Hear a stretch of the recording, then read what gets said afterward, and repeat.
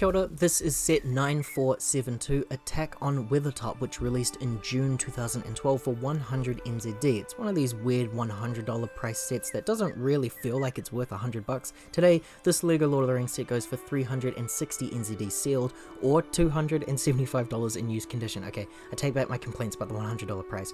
The set overview here is the scene from the Fellowship of the Ring, where our heroes have been cornered by the Ringwraiths. We've got 5 minifigures here total, and overall, it's one of my favourite sets from the theme. If I remove all these extras and such, we'll take a look at the Weathertop monument first. It's pretty rare these days, I think, to have a complete build of a set in one go. With the return of the Harry Potter line in 2018, we saw a new streamlined approach from LEGO of buildings with an exposed back, which helps allow easier play access for the inside. It does ultimately hurt the display for me at least, so I've always viewed it as a double-edged sword kind of deal. Weathertop is a fully enclosed build and it can open at the hinges on the side. It's a really great little set and one that's really recognizable from its movie. Down below here, we have a small little cooking spot for the hobbits to be resting, complete with a fire, some food items and some cooking tools. There's enough room here for someone to be manning the fire, which is also what alerts their presence to the Ringwraiths. Put it out, you fools! Put it out! That's nice!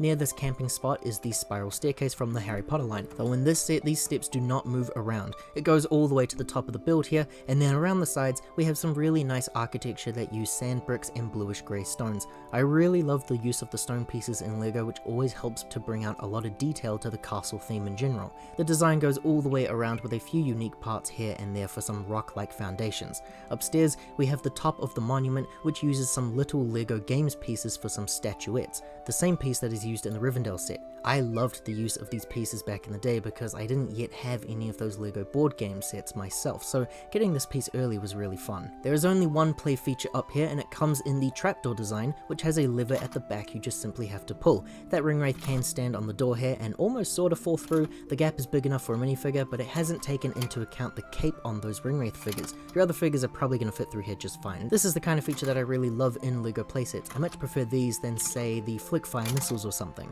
We can take a quick look at the inside now, which splits apart at the pig here. There are 2 small rooms on the inside. We've got a little armory area with a spear and an extra sword that can fit here as well. This room is sitting directly below the trapdoor, so causing someone to fall here means that you're impaling them on the spear below, if they can fit through that door of course. The other side of the room features I'm not too sure actually. I thought that maybe it might have been another weapon rack for swords or something for an armory, but it's not very interactive with any of the other pieces I have. Next to that are some flick-fire missiles, okay? The inclusion here is really strange actually. I'm not sure what these are supposed to be representing, but that is the overall build of Weathertop. It's now time to take a look at the extras in the set and the minifigures. We have this little side build here of what the set's description seems to call a tree.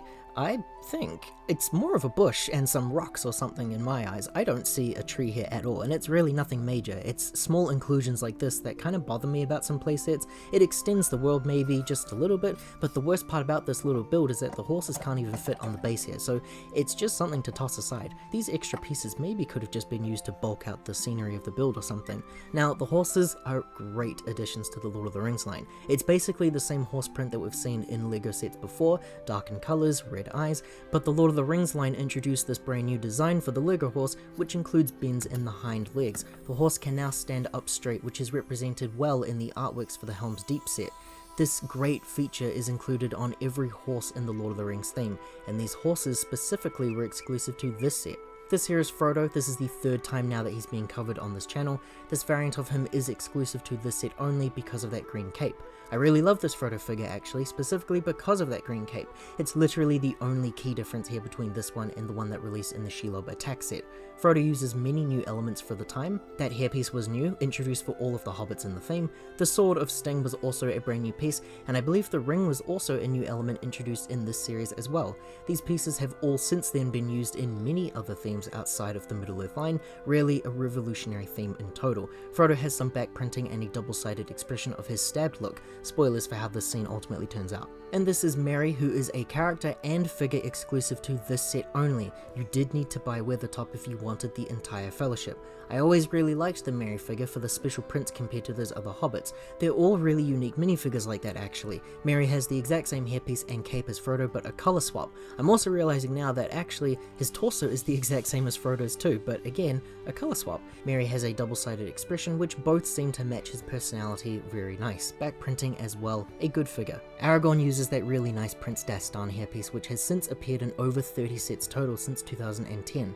This Strider appearance was for some reason the only appearance that he had in 3 out of 4 of his sets, with the Battle at the Blackgate appearance being the only one to break this up. I do like this minifigure a lot though, I just wish the Helm's Deep one was a bit more accurate. Double-sided expression, also one that I think is fitting for his character, a stern and determined look, a cool minifigure overall.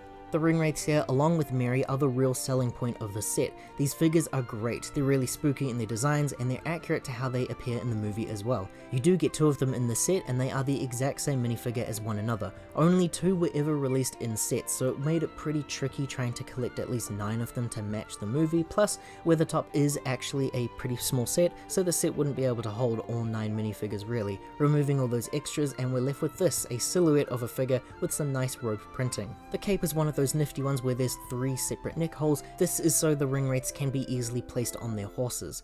That is my look at the LEGO Lord of the Rings Weathertop set from 2012. It's a good one. Pretty much all of the sets from the Lord of the Rings line are good ones though. I really like the fully enclosed look of the set as a whole because it's actually one of the few sets from the theme that can fully enclose. The figures are good as well. 3 Fellowship members, 2 of them being exclusive, is a pretty good ratio in my book. Only 2 Ringwraiths is a bit of a shame. I do really wish we had a battle pack released or something back then, but overall it's a good solid set for the theme. If you enjoyed this look at a 2012 LEGO Lord of the Rings set, liking this video and subscribing to this channel here helps to support us in making more videos like this one. Ka kite anō, I hope to see you in the next video.